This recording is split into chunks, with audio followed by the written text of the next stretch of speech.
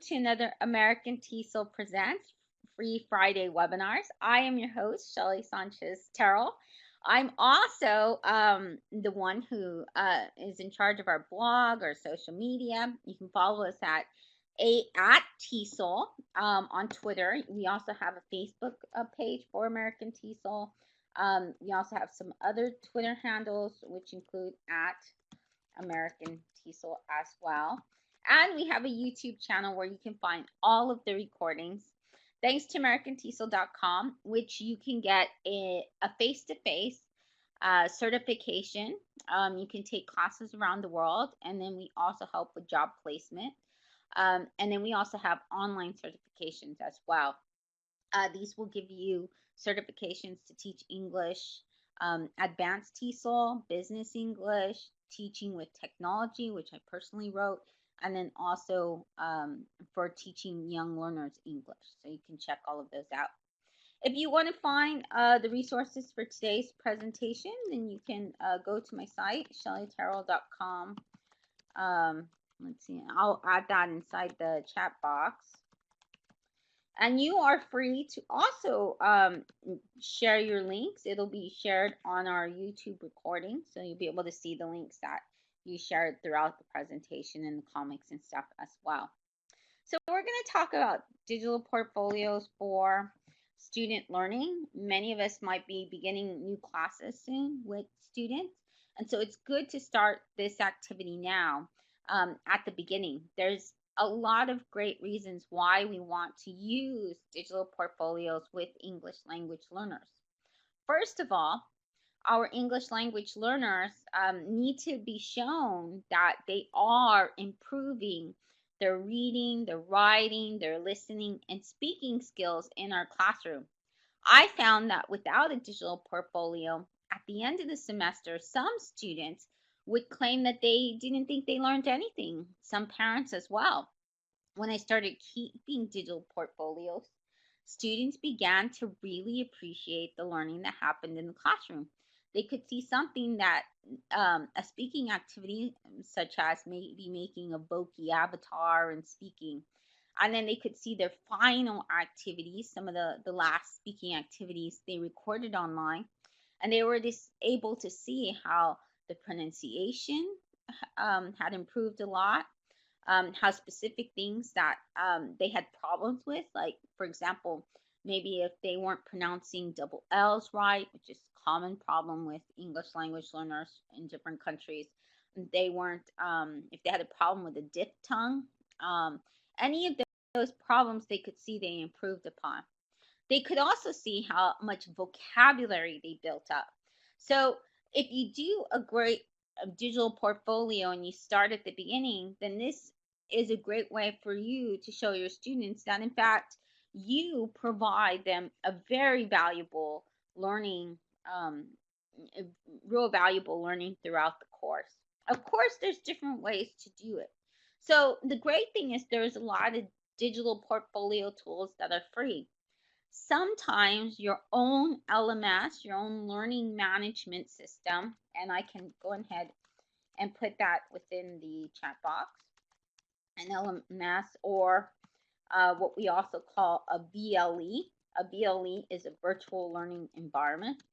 I know these terms might sound quite academic, and they are, but what it basically means is that a virtual learning environment is a website or a wiki page or a Google site, somewhere where your students can see the information from your classroom.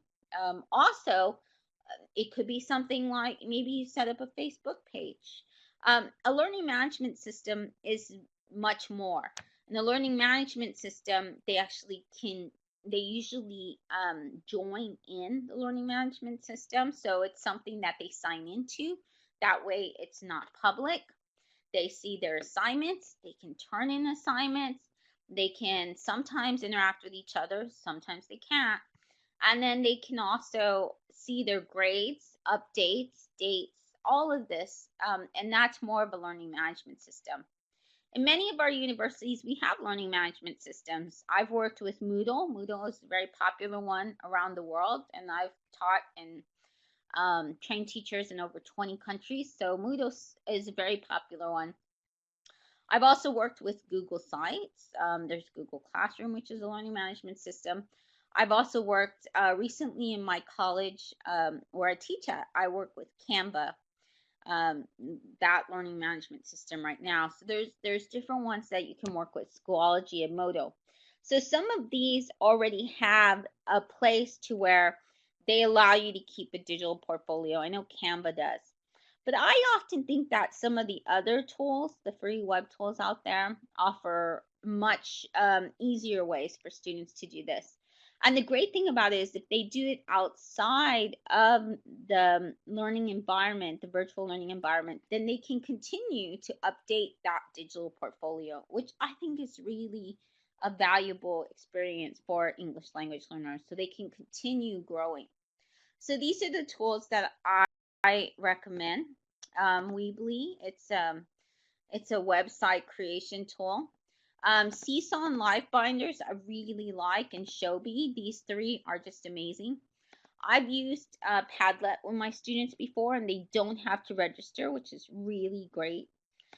Pinterest, I've used that with my students as well, in conjunction with Moodle, and I'll show you all those examples so you can learn from them. Mahara, Mahara is open source, and it's really it's free, and they keep building upon it. So a lot of university professors really love Mahara a lot, and language teachers. Bulb, Pathbright are new ones, and of course a lot of teachers like Google Sites and EduClipper, which are both made for education. So the benefits, well, one of the benefits is it illustrates growth. That's one of the main benefits. And for English language learners, it's really great to be able to see, which of the skills they're accelerating at. So I'm going to show you how to do benchmarks. That's something I haven't really done before in a digital portfolio. And so it's going to be a little bit different this time, the steps, because this ensures better growth. So I've kind of improved upon the process, and I want to show you how I think it improves the process. So, for example, and you can do this according to, how long you teach the course. So, if your class runs for a semester, if it only goes for a couple of months, sometimes from August or September to December, then you want to break it up into maybe 4 or 5 critical times to where students are able to, and that's called a benchmark. And when you divide it up that way, that means at that particular point, the student will look at their reading, their writing, their listening, and their speaking, and they will rate them. They can make a chart, and they can show which they're advancing at more. Are they improving their speaking? Or they can see whether their reading is low and their speaking is high, and then they can reflect on reasons why that is occurring. Okay. And then they can make a plan with you and the parents, or the parents, how they're going to make sure that their growth is even better, how they can make sure that they focus on all the skills and not just one skill. So that can be very, very valuable, and we'll talk a little bit more about that later. Another benefit is it encourages reflection and gets learners to really be able to own their own learning, to be able to take responsibility and not put it all on you. A lot of times our English language learners want us to do all the work, and they don't they sometimes think that they don't have a big part of it, but actually if we want them to do their best, they have to take it on themselves, and they have to motivate themselves to be able to improve all of those skills. They have to do the work outside of class as well, not only in class. The other part is they're able to also personalize it for themselves. So usually the curriculum appeals to all our learners. We focus on this, speaking, listening, reading, and writing for all of our learners, but different ones have different strengths, and so it's up to them to reflect and decide, okay, these are my strengths, these are my weaknesses, this is what I need to do, or push myself in these areas to make sure that all of them become strengths.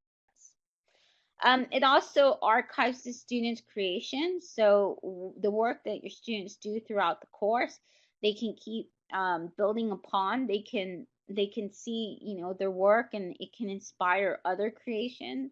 And sometimes teachers worry that the archives will get students to be lazy and that they'll use the same templates for papers and things like that. But if the student comes in and they show you their previous digital portfolio, then you already know what they've already covered. I don't really worry about that because the focus is on improving my students' creations, and I should be able to tell with the rest of their work whether this is something they've done before or it's something that meets their level of English, because something they've done in the past, when they turn it into me, is not going to be as strong as the English they've learned now. So I don't really tend to worry about that too much. Plus, you can do and there's a lot of websites out there, such as Turnitin, which do check to see if students are plagiarizing or done things in the past.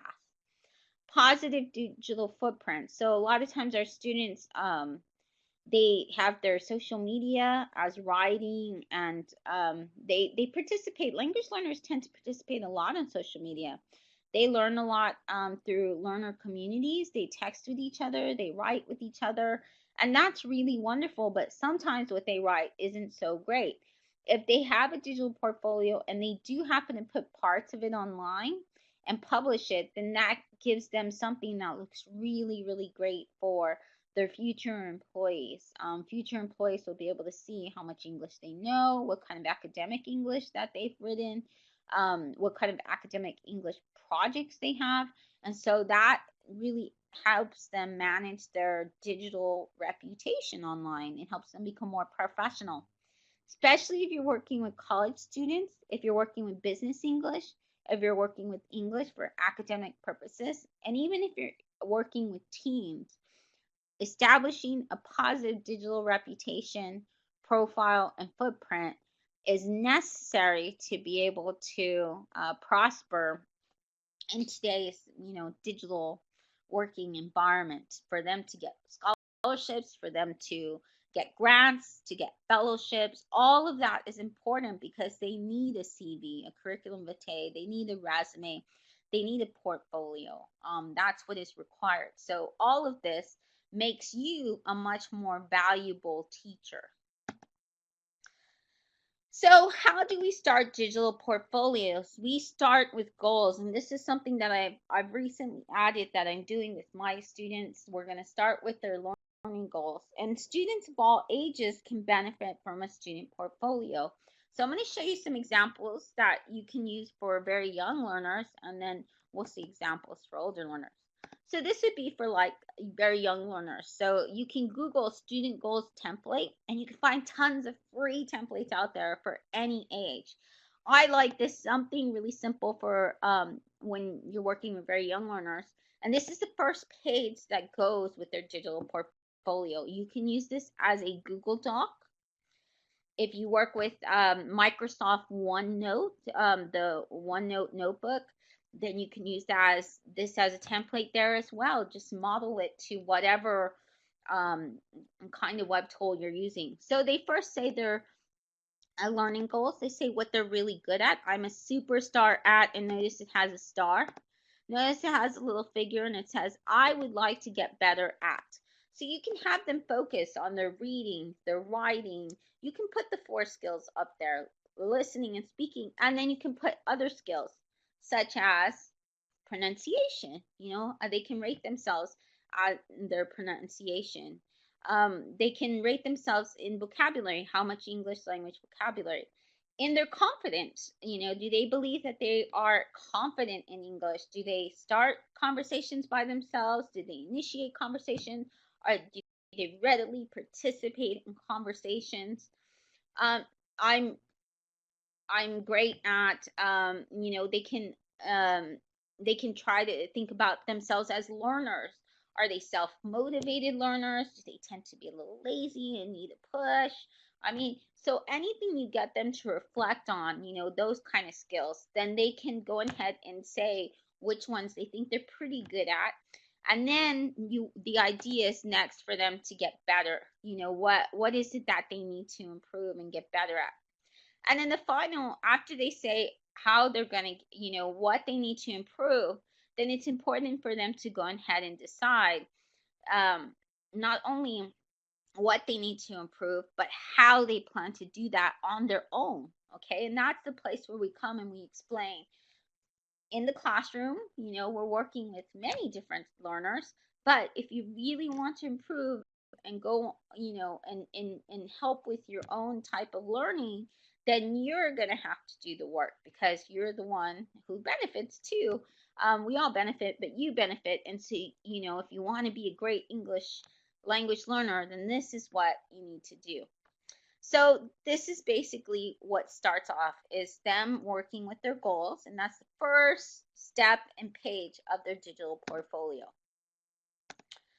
There are different digital portfolios that you can make. This is an example that my class did last year. Now, the reason why I did this particular one is because for my class this year, this past year, my students didn't want to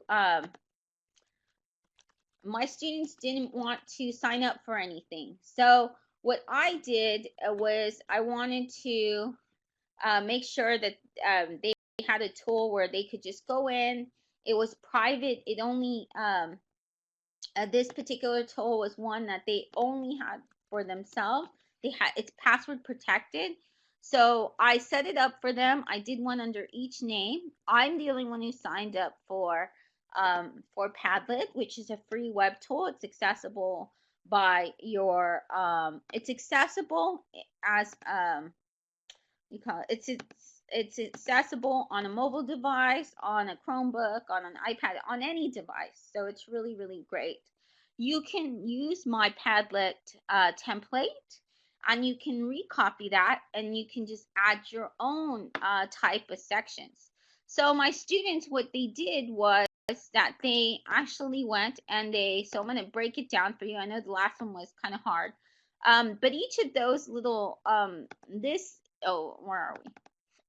So each of these is a reflection by students. Not only is it a reflection, but they also add a link or the actual, you can upload documents in Padlet, so they can upload the files that they're reflecting on, and then they do a final reflection. So this is what basically, even if you used a Weebly, even if you use Google Sites, this is the parts that are part of that digital portfolio. If you use Shobi, whichever. So first is the actual type of presentation. I broke it up into different, so we did different presentations throughout the year, and they got to choose. They didn't put every single one. They actually just chose, the one that they really liked a lot. So one of them, what they did was in our class, the type of products that we used, well, we had discussions, we had essays, we had grammar, we had reading assessments, we had an audio video presentations, we had comic presentations. And so what they did is they showed one of each of those examples. So when they showed one of these examples, they put the name of what that assignment example they showed that they wanted to talk about. So they got to choose which activities they were most proud of with that particular one. They put their task reflection. This is them. That's one of my students actually writing about this task reflection. She's saying in this presentation, we needed to work in teams of 4 persons. The activity was about create a plan to escape. Now, these were at the beginning, beginner, low intermediate language learners. So some of the reflections, remember, these weren't posted publicly, so some of them will have mistakes. And then assignment, they put the assignment attached to it, but this is the reflection, this is the assignment. Benchmark, so that comes, as I said, you want to divide your semester however it is, into 4 to 8 different times that students can go back and they can reflect on the progress, especially in the different skills that you are assessing. Now, those skills can be determined by a particular test. If you are preparing, for example, the end result is that they have to pass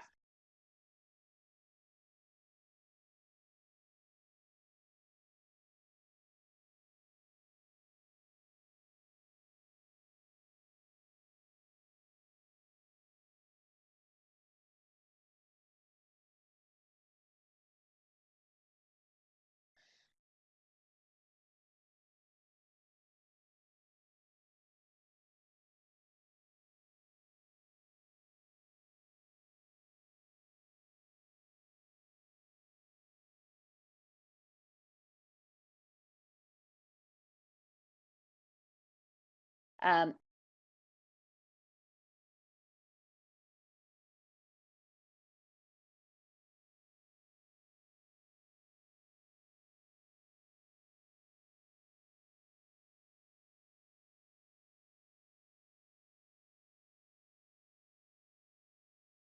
an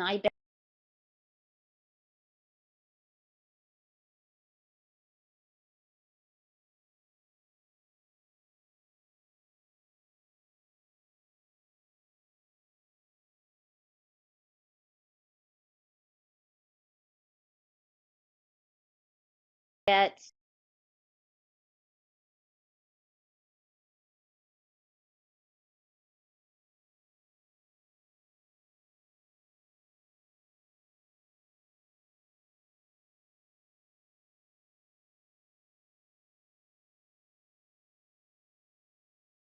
uh,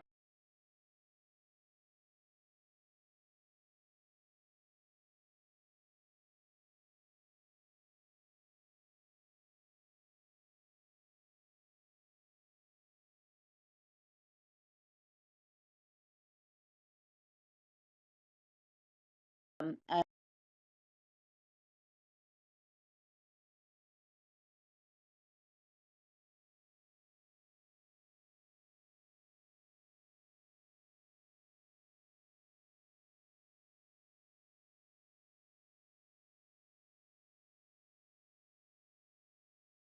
um,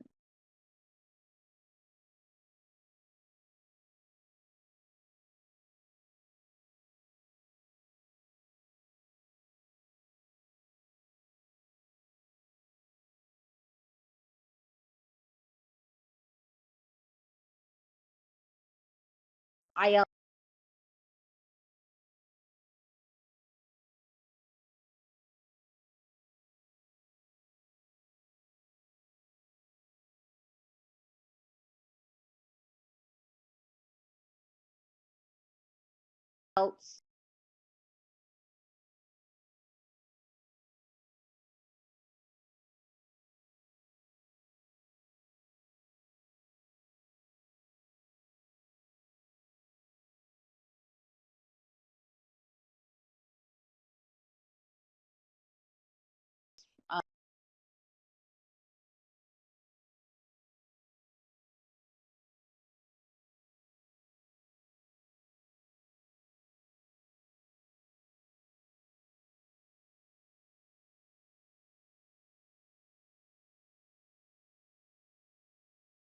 uh, some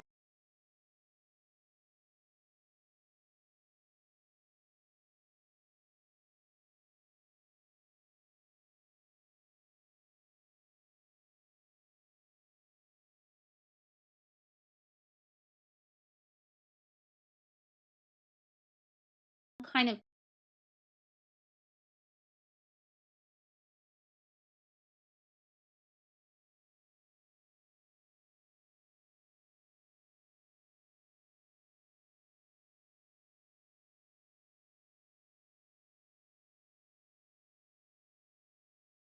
test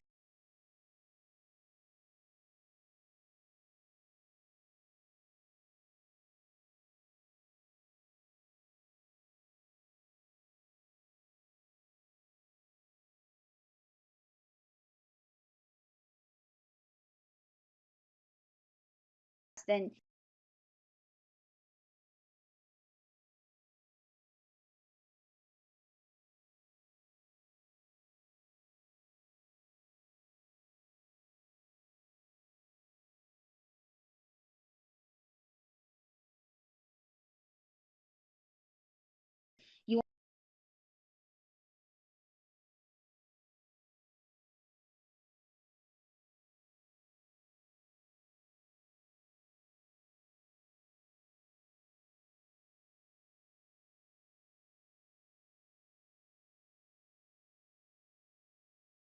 want to make sure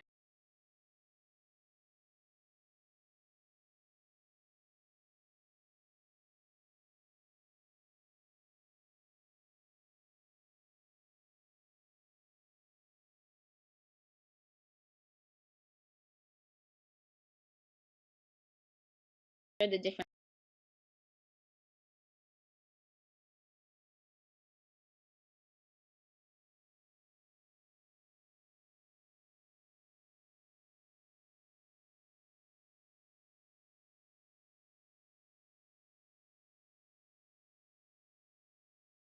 skills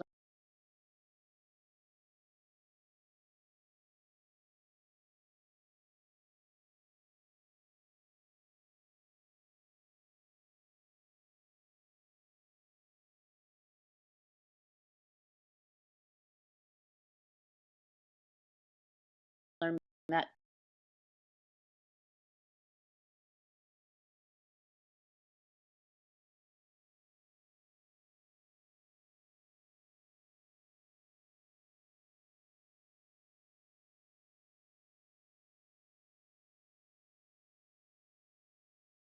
for that.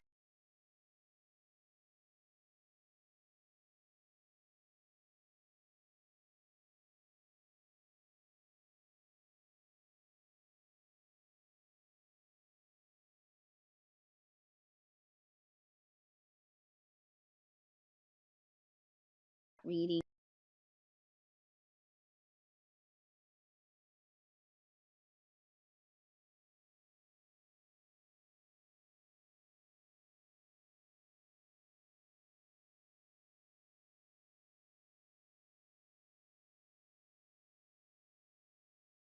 writing,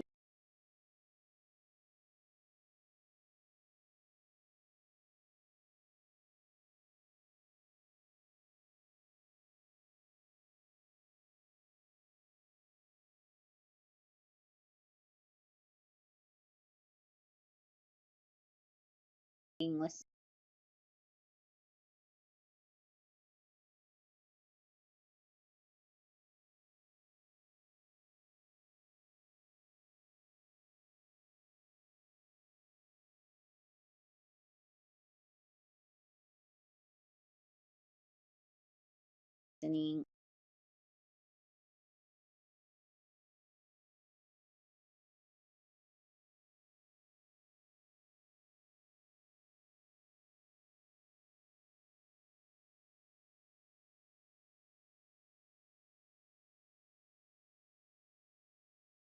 Oral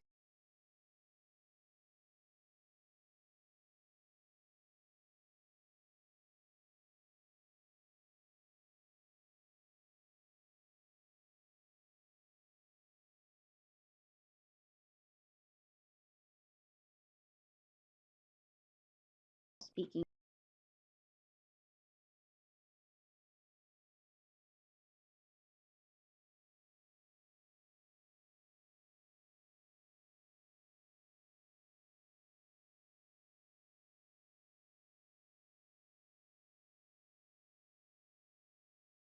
Skill.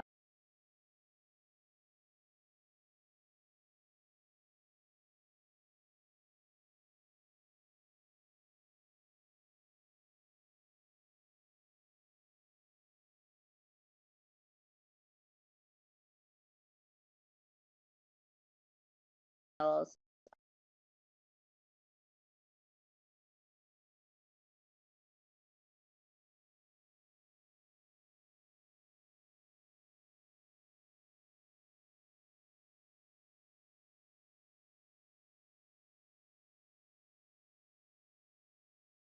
Um,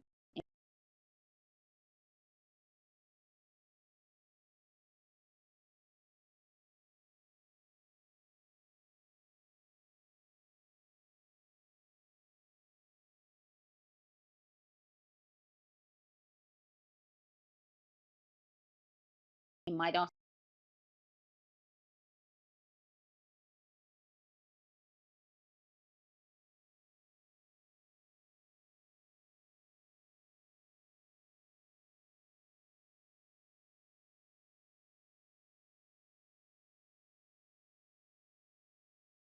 also be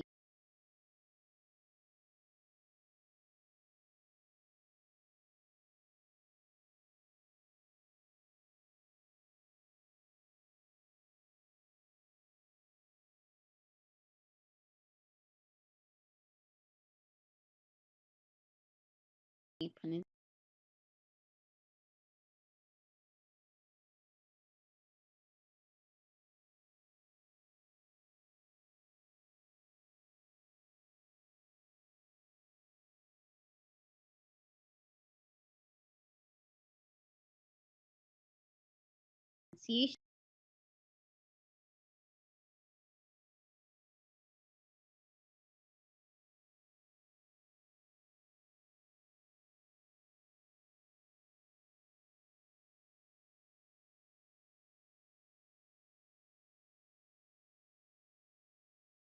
In my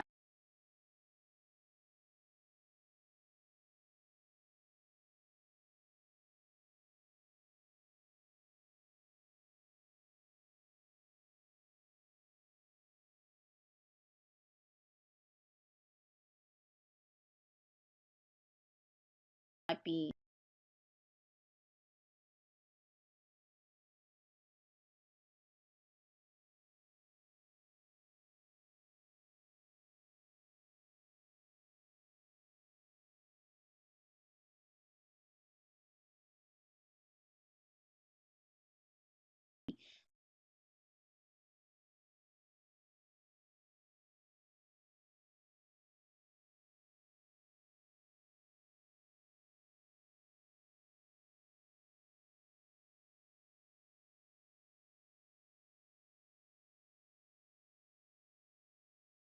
um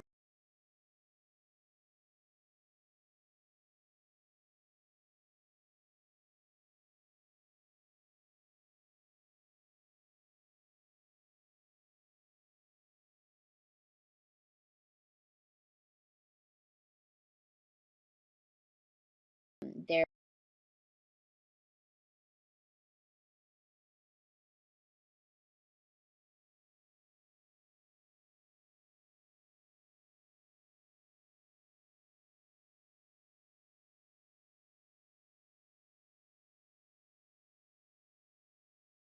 their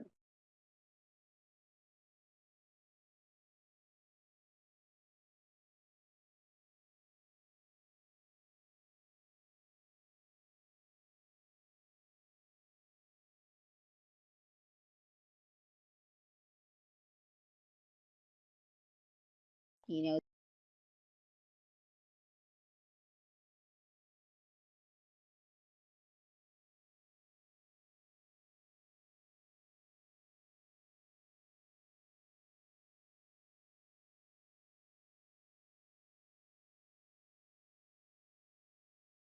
their bit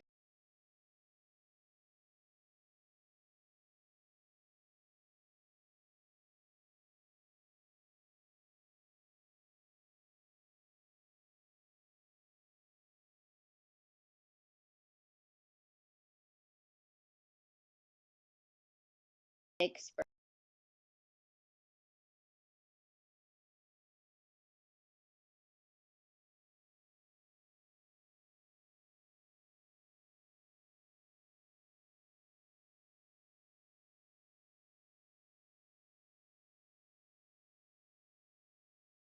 versus